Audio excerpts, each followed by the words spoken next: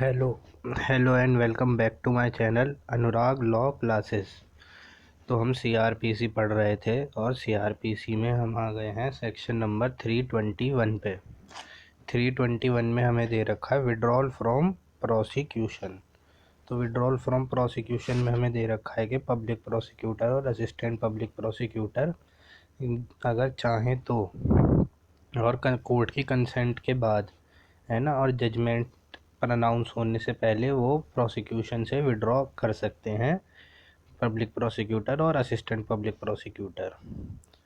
ठीक है, मगर इसमें एक दे रखे कि वो जजमेंट से पहले करेंगे विड्रॉ।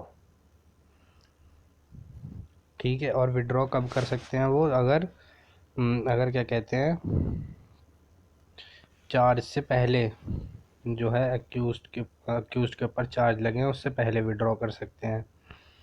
ठीक है, if it is made after a charge has been framed, अगर क्या कहते हैं हम विड्रॉ कर लिया है चार्ज फ्रेम होने के बाद, ठीक है, तो कोई क्या कहते हैं तो उसके ऊपर कोई चार्ज नहीं लगेगा और जो पर्सन होगा उसे एक्विटल दे दिया जाएगा। ठीक है, इसमें अब आगे चलते हैं हम। तो अब हम आ गए हैं हमारे सेक्शन नंबर 327 में।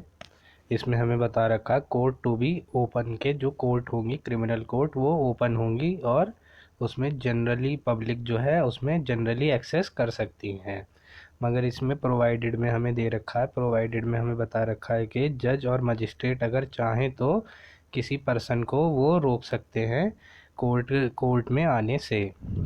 और इसमें सेकंड क्लॉज में हमें बता रखा है कि जो भी ये रेप के केस होंगे, ये 376 वाले जो भी केस होंगे रेप के, इनका जो ट्रायल होगा वो कैमरा में ट्रायल चलेगा। और अगर कोर्ट चाहे, इसमें प्रोवाइडेड में हमें दे रखा है कि अगर कोर्ट चाहे तो वो किसी पर्टिकुलर पर्सन को एक्सेस दे सकता है कोर्ट में आने की।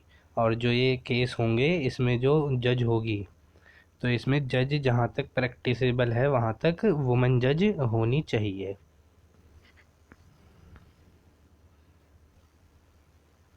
तो अब हम आ गए हैं हमारे नए चैप्टर पे, चैप्टर नंबर 35। इसमें हमें बता रखा है कि उन जो एक्यूज्ड पर्सन है और वो अनसाउंड माइंड के हैं तो उनके ऊपर प्रोसीजर कैसा रहेगा।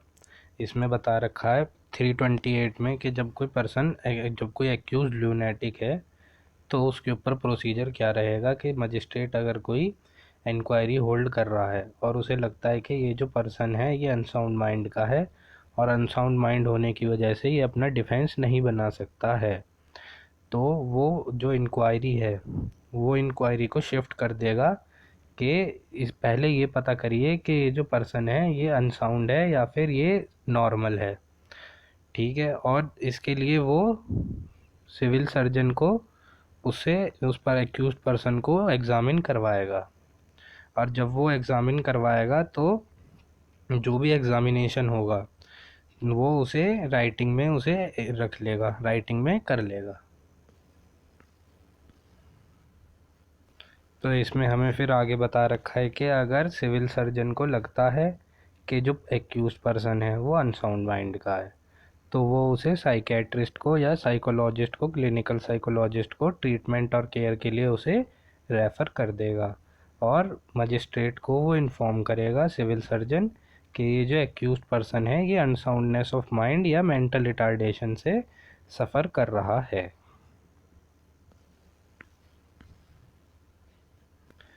तो इसमें हमें आगे बता रखा है कि जब मजिस्ट्रेट को इन्फॉर्म कर दिया जाएगा कि ये पर्सन अनसाउंड माइंड का है तो अनसाउंड माइंड का होने के बाद मजिस्ट्रेट ये डिटरमाइन करेगा कि ये अनसाउंड माइंड होने के बाद ये सच में इनकेपेबल है अपने डिफेंस में आने से।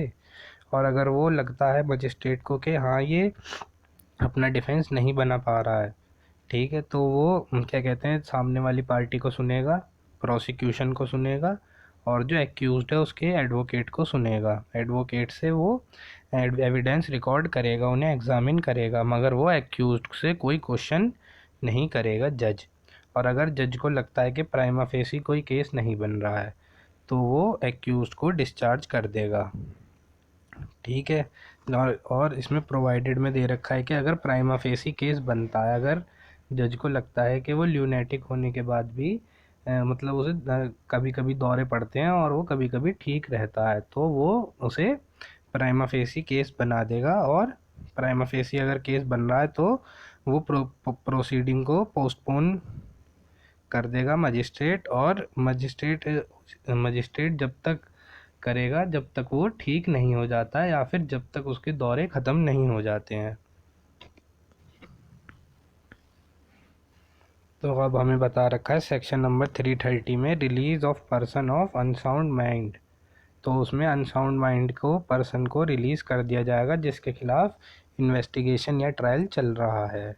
तो अगर कोर्ट को लगता है कि कोई पर्सन है वो अपना डिफेंस नहीं बना पा रहा है, और डिफेंस क्यों नहीं बना पा रहा है, क्योंकि वो अनसाउंड है या मेंटली रिटार्टेड है, तो मजिस्ट्रेट जो है उस पर्सन को बेल पे रिलीज़ कर देगी।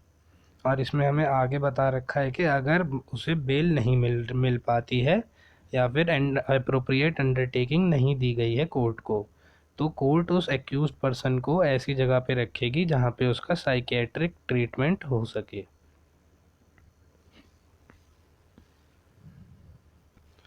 तो अब हम अपने नए चैप्टर पे आ गए हैं, चैप्टर नंबर 27, जजमेंट। जजमेंट में हमें बता रखा है कि जजमेंट जो होगा वो ओपन कोर्ट में दिया जाएगा, प्रेसाइडिंग ऑफिसर द्वारा दिया जाएगा और ट्रायल ख़त्म होने के बाद दिया जाएगा। इसमें हमें बता रखा है कि जो जज है वो पूरा होल जजमेंट भी सुना सकता है, वो होल जजमेंट पूरा डिलीवर करेगा, पूरा क्या कहते हैं वो रीड आउट भी कर सकता है जजमेंट, और ऑपरेटिव पार्ट भी वो जजमेंट का रीड आउट कर सकता है ना। और इसमें क्या कहते हैं उस लैंग्वेज में वो एक्सप्लेन करेगा जज एक्सप्लेन करेगा जजमेंट के सब्सटेंस को, जो कि एक्यूज्ड या प्लीडर को समझ में आए। और इसमें हमें आगे बता रखा है कि जजमेंट जहाँ पे दे दिया गया है प्रिसाइडिंग ऑफिसर, जहाँ पे जजमेंट डिलीवर हो गया है ना, और इसमें जजमेंट देने के बाद जो है प्रिसाइडिंग ऑफिसर उस जजमेंट को शॉर्ट हैंड में लिखवाएगा, और जो शॉर्ट हैंड होगी उसे साइन करेगा और उसके ऊपर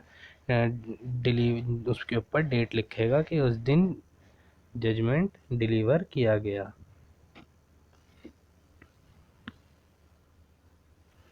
तो इसमें हमें आगे बता रखा है कि जहाँ पे जजमेंट का ऑपरेटिव पार्ट ये पूरा जजमेंट सुना दिया गया है, तो जो प्रिसाइडिंग ऑफिसर है उसे साइन करना होगा जजमेंट पे और डेट डालनी पड़ेगी जजमेंट पे। और अगर वो डेट और साइन नहीं करता है जजमेंट पे, तो उसे फिर हर एक पेज पे जजमेंट की खुद साइन करना होगा। और इसमें आगे बता रखा है कि जजमेंट जब डिलीवर कर दिया जाएगा तो जजमेंट की एक फ्री कॉपी प्लीडर और पार्टीज़ को फ्री में दी जाएगी, फ्री ऑफ कॉस्ट दी जाएगी। और इसमें 5th क्लॉज में हमें बता रखा है कि अगर एक्यूज्ड कस्टडी में है तो उसे जब जजमेंट सुनाया जाएगा तो उसे कोर्ट के सामने पेश किया जाएगा, और अगर एक्यूज्ड कस्टडी में नहीं है तो कोर्ट उसे बुलाएगी कि आपके खिलाफ़ ये जजमेंट आ रहा है, आपके लिए ये ऐसा जजमेंट आ रहा है, आपको कोर्ट में पेश होना पड़ेगा। और इसमें हमें 7th क्लॉज में बता रखा है कि जो भी जजमेंट होगा वो एब्सेंस ऑफ पार्टी के उस पर इनवैलिड नहीं कहा जाएगा, कि अगर पार्टी एब्सेंस है तो वो इनवैलिड नहीं होगा। और जज जब जजमेंट देगा तो उससे पहले वो पार्टीज़ को नोटिस देगा कि आपके खिलाफ़ ऐसा जजमेंट आ रहा है इस तारीख को। तो अब हमें सेक्शन नंबर 354 में बता रखा है language and contents of judgment, के जजमेंट में क्या क्या होगा और जजमेंट की लैंग्वेज क्या होगी। तो जजमेंट की जो लैंग्वेज होगी वो कोर्ट की लैंग्वेज होगी, जिसमें कोर्ट डील करती है, जिसमें कोर्ट चलती है, उसी लैंग्वेज में कोर्ट होगी। अगर किसी कोर्ट में हिंदी में प्रोसीडिंग होती है तो उसमें हिंदी में जजमेंट होगा, और अगर इंग्लिश में प्रोसीडिंग होती है तो वो इंग्लिश में जजमेंट दिया जाएगा। नेक्स्ट हमें बता रखा है कि जजमेंट में वो पॉइंट होंगे डिटर्मिनेशन के जिसके ऊपर रीज़न बनाया गया डिसीजन का। और इसमें आगे बता रखा है कि जिस भी ऑफेंस इसमें ऑफेंस जो है स्पेसिफाई करना पड़ेगा, और उसमें ऑफेंस का जो सेक्शन है आईपीसी में जो दे रखा है वो भी उसमें स्पेसिफाई करना पड़ेगा। और अगर अक्यूज्ड को कन्विक्ट करा गया है तो जिस सेक्शन के अंदर वो कन्विक्ट करा गया है वो सेक्शन उसमें जजमेंट में देना होगा, या फिर अगर उसे पनिशमेंट दी गई है तो पनिशमेंट का उसमें सेक्शन देना होगा। और अगर इसमें एक्यूज्ड को एक्विट कर देते हैं, बरी कर देते हैं एक्यूज्ड को, तो उसमें उसका ऑफेंस बताना होगा, और उसे उसमें लिखा होना चाहिए साफ साफ कि इसे लिबर्टी, इसको ही भी सेट एट लिबर्टी, के उसे अब खाली रहने दिया चाहिए। तो इसमें हमें आगे बता रखा है सब क्लॉज 2 में कि अगर कन्विक्शन हो गया है आईपीसी के अंदर और ये डाउटफुल है कि किन दो सेक्शन के अंदर वो ऑफेंस आ रहा है, तो कोर्ट एक्सप्रेस करेगी कि इस सेक्शन के अंदर हमने ये जजमेंट पास किया है। और इसमें नेक्स्ट क्लॉज 3 में बता रखा है कि अगर कन्विक्शन है और कन्विक्शन में जो ऑफेंस जो पनिशेबल है वो है डेथ द्वारा पनिशेबल है, इम्प्रिजनमेंट फॉर लाइफ द्वारा पनिशेबल है, या फिर इम्प्रिजनमेंट फॉर अ टर्म के लिए वो पनिशेबल है। तो उसमें जो जजमेंट में अपना रीज़न जो है बताया जाएगा, कोर्ट अपना रीज़न देगी कि हमने इस रीज़न के ऊपर ये सेंटेंस दी है। और अगर डेथ सेंटेंस दे रहे हैं तो उसका उन्हें स्पेशल रीज़न भी देना पड़ेगा।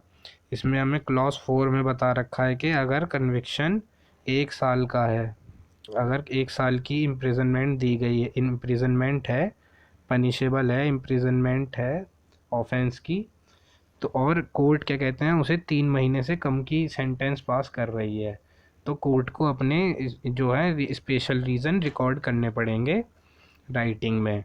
और इसमें हमें 5th क्लॉज में बता रखा है कि अगर पनिशमेंट दे रखे है डेथ के द्वारा, है ना, अगर किसी पर्सन को पनिशमेंट दे दी डेथ की, तो उसे हैंग बाय नेक टिल डेथ, कि मतलब उसे तब तक लटकाया जाएगा गले से कि जब तक वो मर नहीं जाता उसे, मतलब इसमें फांसी के बारे में बता रखा है। ये बहुत इम्पोर्टेंट है हमारा क्लॉज 5। तो 355 में हमें मेट्रोपॉलिटन मजिस्ट्रेट के बारे में बता रखा है कि मेट्रोपॉलिटन मजिस्ट्रेट कैसे देगा जजमेंट, कि मेट्रोपॉलिटन मजिस्ट्रेट ये सब रिकॉर्ड करेगा। पहले तो वो सीरियल नंबर रिकॉर्ड करेगा, डेट रिकॉर्ड करेगा ऑफेंस की, कंप्लेनेंट का नाम रिकॉर्ड करेगा, एक्यूज्ड पर्सन का कहाँ रेसिडेंस है वहाँ उसे रिकॉर्ड करेगा, और ऑफेंस जो है प्रूव हो गया या कंप्लेन किया गया है उसके द्वारा उसको रिकॉर्ड करेगा। प्ली अगर करता है एक्यूज तो फाइनल ऑर्डर रिकॉर्ड करेगा, और डेट उस ऑर्डर की वो मेट्रोपॉलिटन मजिस्ट्रेट रिकॉर्ड करेगा जजमेंट में। अब हम आ गए हैं सेक्शन नंबर 357 में। इसमें बता रखा है कि ऑर्डर टू पे कंपनसेशन, अगर इसमें कोर्ट किसी पर्सन के ऊपर सेंटेंस लगा देती है फ़ाइन का, या फिर डेथ सेंटेंस है और उसमें फ़ाइन भी लग रखा है, या कोई और ऑफेंस के लिए उसे पनिश किया गया और उसके साथ फ़ाइन है, तो उसमें उस पर्सन को फ़ाइन देना पड़ेगा। और उस फ़ाइन वो किस प्रकार का हो सकता है कि अगर जो भी एक्सपेंस होंगे प्रोसिक्यूशन में जो हुए वो एक्सपेंस के लिए उसे पैसे देने पड़ेंगे, और उसे उस पर्सन को कंपनसेशन देना पड़ेगा जिस पर्सन के ख़िलाफ़ ऑफेंस हुआ है। ठीक है, इसमें हमें नेक्स्ट दे रखा है कि अगर कोई ऑफेंस हुआ है जिससे कि दूसरे पर्सन की डेथ हो गई है, तो वो पर्सन एंटाइटल कर सकता है डैमेज रिकवर करने के लिए अंडर फेटल एक्सीडेंट एक्ट 1855 में। इसमें नेक्स्ट में हमें बता रखा है कि अगर चोरी का है, क्रिमिनल मिसअप्रोप्रिएशन का है, या criminal breach of trust, cheating या डिसऑनेस्टली रिसीव करी गई है प्रॉपर्टी, और वो किसी दूसरे पर्सन को बेच दी गई है, और अब वो बेच दी गई है तो कोर्ट ने उसे रिकवर करा लिया उस प्रॉपर्टी को। अब जो बोनाफाइड परचेज़र था जिसने वो प्रॉपर्टी ख़रीदी उसका तो कुछ उसको तो मतलब लॉस हो गया कि उसके तो पैसे भी चले गए और कोर्ट ने भी प्रॉपर्टी रख ली, तो उसे या तो पैसे मिल जाएंगे उस प्रॉपर्टी के, या फिर उसे प्रॉपर्टी मिल जाएगी, रिस्टोर करवा दी जाएगी बाद में जब केस ख़त्म हो जाएगा तब। अब हम आ गए हैं अपने सेक्शन नंबर 357A में। इसमें हमें बता रखा है विक्टिम कंपनसेशन स्कीम। इसमें हमें बता रखा है कि state government in coordination with central government, तो वो स्टेट गवर्नमेंट और सेंट्रल गवर्नमेंट एक साथ मिलके एक स्कीम बनाएंगी जो कि फंड प्रोवाइड करेगा, कंपनसेशन देगा विक्टिम को। और इसमें ये दो बनाएंगी, एक तो ये बनाएंगी SLSA स्टेट लेवल पे, और डिस्ट्रिक्ट लेवल पे बनेगी DLSA। स्टेट लेवल पे जो बनेगी उसका नाम होगा स्टेट लीगल सर्विस अथॉरिटी, और डिस्ट्रिक्ट लेवल पे जो बनेगी वो होगी डिस्ट्रिक्ट लीगल सर्विस अथॉरिटी। ठीक है। और इसमें हमें आगे बता रखा है कि वो उस ये जो अगर लगता है तो वो कंपनसेशन देगी विक्टिम को, या फिर अगर उसे कोई इंजरी हुई है या कोई लॉस हुआ है तो उसकी वजह से उसे कंपनसेशन अगर मिलना चाहिए, और एक्यूज्ड के पास पैसे नहीं है ना, और उसे जो विक्टिम है उसे क्या कहते हैं कंपनसेशन देना पड़ेगा, क्योंकि उसे ऐसी इंजरी हो गई है कि वो ठीक नहीं करवा सकती। तो स्टेट SLSA और DLSA कंपनसेशन प्रोवाइड करेगी, और जो क्वांटम ऑफ कंपनसेशन होगा वो भी SLSA या DLSA क्या कहते हैं डिसाइड करेगी। इसमें हमें आगे बता रखा है कि अगर ट्रायल कोर्ट किस कंक्लूजन पे आती है कि कंपनसेशन अवार्ड होना चाहिए पर्सन को, ठीक है, तो वो उसे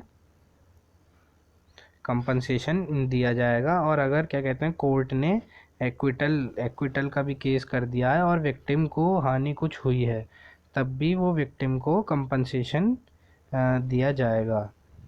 इसमें हमें आगे बता रखा है कि अगर ऑफेंडर को आइडेंटिफाई नहीं कर पाए हैं, मगर विक्टिम आइडेंटिफाई हो गया है ना, और जहाँ पे ट्रायल नहीं चला है, उसके विक्टिम आइडेंटिफाई नहीं हो पाया तो उसका ट्रायल नहीं चल पाया, तो तब भी स्टेट SLSA या DLSA उन्हें कंपनसेशन अवार्ड करेगी।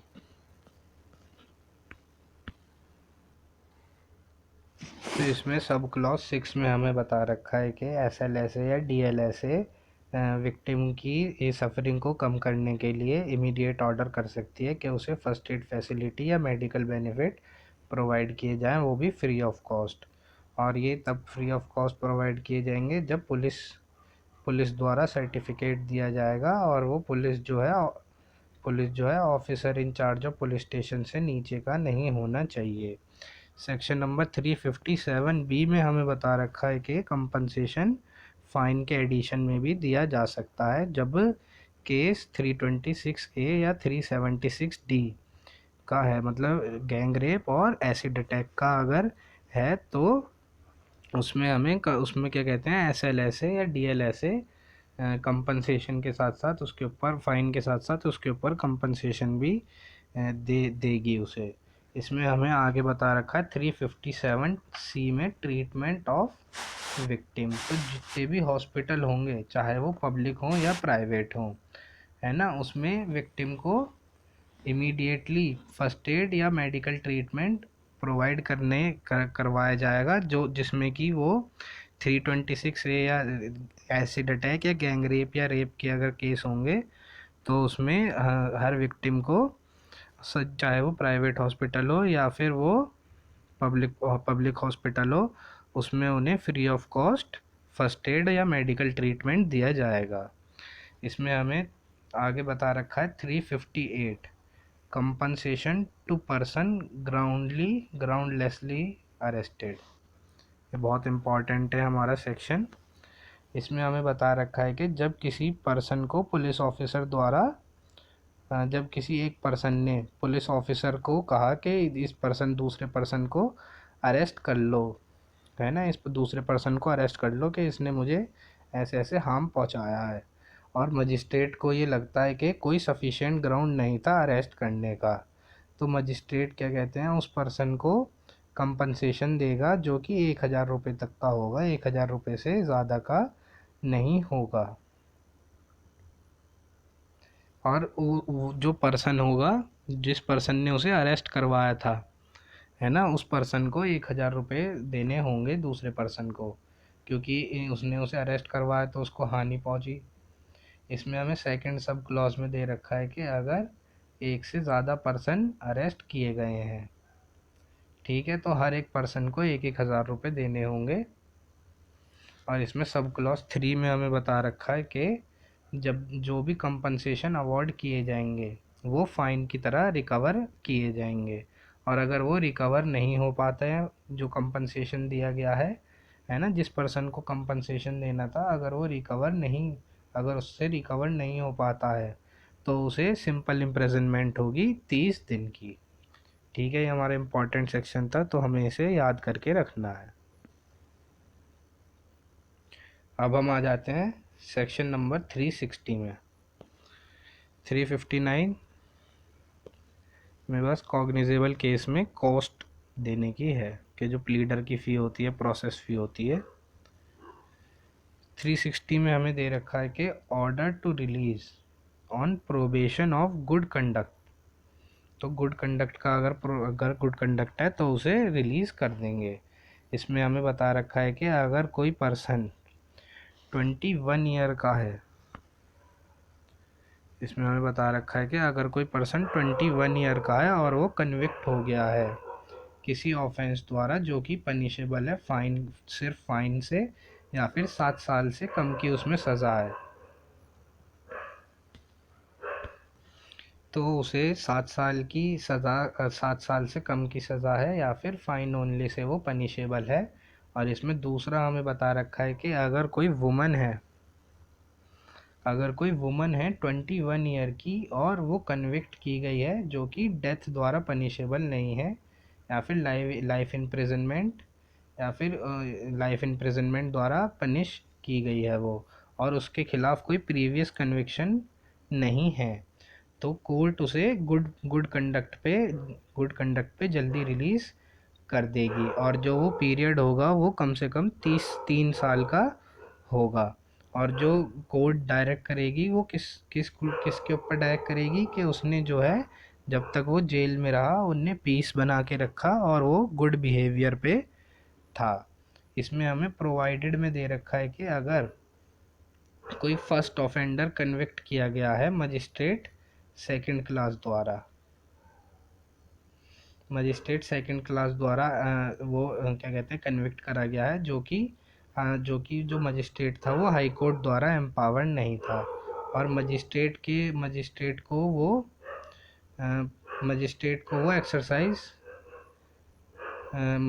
के ओपिनियन में उसे लगता है कि वो एक्सरसाइज उसे करना चाहिए था, तो वो अपने रीज़न को रिकॉर्ड करेगा, और जो प्रोसीडिंग थी उसे वो रिकॉर्ड करने के बाद मजिस्ट्रेट फर्स्ट क्लास को फॉरवर्ड कर देगा, और फॉरवर्ड करने के बाद उस एक्यूज़ को बेल दी जा सकती है उसके बाद। अब हम आ गए हैं अपने सेक्शन नंबर 362 में। इसमें हमें बता रखा है court not to alter judgment, के इसमें कोर्ट जजमेंट को अल्टर नहीं कर सकती है जब उसने फाइनल ऑर्डर दे दिया है, या फिर उसने जजमेंट पे साइन कर दिए हैं, उसके बाद वो उसे बाद में वो बदल नहीं सकती।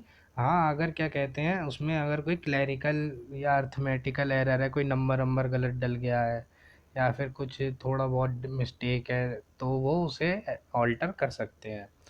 इसमें हमें 363 में बता रखा है copy of judgment to be given to accused and other person. तो इसमें जजमेंट की कॉपी एक्यूज्ड पर्सन को और अदर पर्सन को देने की बात की गई है। इसमें बता रखा है कि अगर एक्यूज्ड को इम्प्रिजनमेंट कर दी गई है तो उसको जजमेंट की कॉपी दी जाएगी, वो भी फ्री ऑफ कॉस्ट, बिना पैसे लिए। ठीक है, इसमें हमें सेकंड सब क्लॉज में बता रखा है, थोड़ा छोटा कर दे।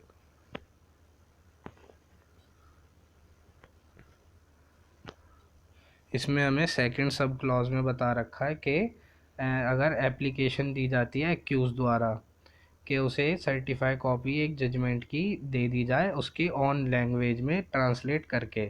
तो अगर प्रैक्टिसेबल है, अगर हो सकता है ये, तो कोर्ट उसे क्या कहते हैं, उसकी लैंग्वेज में ट्रांसलेट करके जजमेंट की कॉपी फ्री ऑफ कॉस्ट उसे दे देगी। और इसमें अगर डेथ सेंटेंस पास कर दी गई है, टू के प्रोवाइडेड में है हम, इसमें हमें बता रखा है कि अगर डेथ सेंटेंस पास कर दी गई है और वो कंफर्म कर दी गई है हाई कोर्ट द्वारा, तो उसकी एक सर्टिफाइड कॉपी जजमेंट की तुरंत के तुरंत फ्री ऑफ कॉस्ट एक्यूज़्ड को दी जाएगी। अगर एक्यूज़ चाहे उसके लिए अप्लाई करे भी या ना अप्लाई करे तो भी उसे जजमेंट की कॉपी दी जाएगी। और इसमें हमें बता रखा है कि इसके जो भी सेकंड सब क्लॉज के जो प्रोविज़न है वो सेक्शन 117 पे लागू नहीं होते हैं। ठीक है, इसमें क्लॉज 4 में बता रखा है कि अगर डेथ की सेंटेंस दे दी गई है और अपील लाई करती है तो कोर्ट उसे इन्फॉर्म करेगी कि आप इतने दिनों में अपनी अपील लगा सकते हैं। अब हम आ गए हैं सब क्लॉज 5 में। सब क्लॉज 5 में हमें बता रखा है कि जो भी पर्सन जजमेंट द्वारा अफेक्टेड है वो पर्सन अपनी जो भी चार्जेस लगा रखे हैं, जो भी चार्जेस होते हैं 10-20 रुपए, वो चार्जेस दे के वो जजमेंट की कॉपी ले सकता है। ठीक है, इसमें हमें क्लॉज 6 में एक और बता रखा है कि हाई कोर्ट रूल बनाएगी कि किस पर्सन को किस पर्सन को कॉपी दी जानी चाहिए जो कि पर्सन अफेक्टेड है जजमेंट द्वारा। और उस पर्सन ने अगर फ़ी के ऊपर भी और पेमेंट के ऊपर भी हाई कोर्ट ही रूल बनाएगी। 364 में बता रखा है कि judgment when to be translated, कि जजमेंट को कब ट्रांसलेट किया जाएगा, कि जब ओरिजिनल जजमेंट दे दिया गया है और ओरिजिनल जजमेंट जो है कोर्ट की लैंग्वेज से डिफरेंट है या फिर एक्यूज्ड को ट्रांसलेशन की ज़रूरत है तो कोर्ट क्या कहते हैं उसे ट्रांसलेट कर सकती है। तो अब हम आ गए हैं अपने नए चैप्टर पे, chapter number 28, submission of death sentence for confirmation. तो इसमें 366 में बता रखा है हमें कि जब सेशन कोर्ट को कंफर्मेशन की ज़रूरत होती है, तो इसमें कोर्ट ऑफ सेशन ने अगर कोई डेथ सेंटेंस पास कर दी है तो वो उसे कंफर्मेशन के लिए हाई कोर्ट को सबमिट करेगी, है ना। और इसमें सबमिट करने के बाद हाई कोर्ट के ऊपर है कि हाई कोर्ट उसे कन्विक्ट करे या फिर उसे अपनी कस्टडी में रखे। इसमें हम आ गए हैं 367 पे, जो कि हमें बताता है power to direct further inquiry to be made और additional evidence to be taken, के इसमें हमें बता रखा है कि अगर प्रोसीडिंग सबमिट करी गई है हाई कोर्ट को, ठीक है, और हाई कोर्ट को ये लगता है कि फ़र्दर इंक्वायरी या एडिशनल एविडेंस लेने चाहिए ताकि उसका जो इनोसेंस है या गिल्ट प्रूव हो सके, तो वो इंक्वायरी लेगा, हाई कोर्ट ऐसी इंक्वायरी करेगा और एविडेंस लिए जाएंगे, या तो वो खुद लेगा या फिर किसी को डायरेक्ट करेगा, या फिर वो खुद लेगा, हाई कोर्ट ऐसी इंक्वायरी खुद बिठाएगा, या फिर वो डायरेक्ट करेगा कोर्ट ऑफ सेशन को कि आप ऐसी इंक्वायरी करिए। अब हम आ गए हैं सेक्शन नंबर 368 पे, जो कि हमें बताता है power of high court to confirm sentence और एनुअल कन्विक्शन, के इसमें हाई कोर्ट जो है डेथ सेंटेंस को कंफर्म कर देती है। 366 में तो बताया था कि सेशन कोर्ट जो है कंफर्मेशन के लिए भेजेगी, और 368 में बता रहे हैं कि पावर के हाई कोर्ट के पास पावर है कि वो डेथ सेंटेंस कंफर्म कर सकती है। तो इसमें हमें बताया है कि वो कंफर्म कर सकती है या फिर कोई ऑर्डर पास कर सकती है, कोई दूसरा ऑर्डर पास कर सकती है ना। और इसमें बी में हमें बता रखा है कि annul the conviction and convict the accused, तो वो एक्यूज को कन्विक्ट कर सकती है और उसकी कन्विक्शन जो है घटा भी सकती है। और अगर हाई कोर्ट को अगर लगता है तो वो नया न्यू ट्रायल चला सकती है चार्ज अमेंड करके, और हाई कोर्ट उसे पर्सन को एक्विट भी कर सकती है। इसमें हमें प्रोवाइडेड में दे रखा है कि कोई भी ऐसा ऑर्डर जो होगा कंफर्मेशन का नहीं दिया जाएगा जब तक कि अपील का जो पीरियड है वो जब तक एक्सपायर नहीं हो गया है तब तक कंफर्मेशन नहीं दी जाएगी। ठीक है, और अगर अपील हो गई है, इसमें अब आ जाते हैं सेक्शन नंबर 369 पे। कंफर्मेशन और new sentence to be signed by 2 जजेस। तो इसमें बता रखा है कि अगर सबमिट करी गई है कंफर्मेशन के लिए, है ना, और या फिर कोई नई सेंटेंस या कोई ऐसा ऑर्डर पास किया जाता है हाई कोर्ट द्वारा जिसमें कि 2 जजेस हैं, तो उन दोनों के उस जजमेंट पे साइन होंगे। इसमें अब आ जाते हैं सेक्शन नंबर 370। इसमें बता रखा है कि अगर कोई केस है जो कि इक्वली डिवाइडेड है, जजों की बेंच इक्वली डिवाइडेड है, तो उसमें सेक्शन 392 में और जो होगा 392 में बताया जाएगा। इसमें 371 में आ गए हैं अब हम। इसमें बताया गया है कि हाई कोर्ट जो है, अगर क्या कहते हैं, हाई कोर्ट के पास, high court without delay order of confirmation send a copy. तो अगर हाई कोर्ट क्या कहते हैं कंफर्म कर देता है सेंटेंस को, तो वो कोर्ट ऑफ सेशन को अपने ऑफिशियल सिग्नेचर के साथ कोर्ट ऑफ सेशन को अपनी सील के अंदर वो एक कॉपी भेजेगा। अब हम जो अपील का चैप्टर है ये हम अपनी नेक्स्ट वीडियो में करेंगे, तो जुड़े रहिए हमारे साथ। और अगर आपको मेरी वीडियो पसंद आई हो तो इसे लाइक करें और मेरी वीडियो को शेयर करें और मेरे चैनल को सब्सक्राइब करें। Thank you.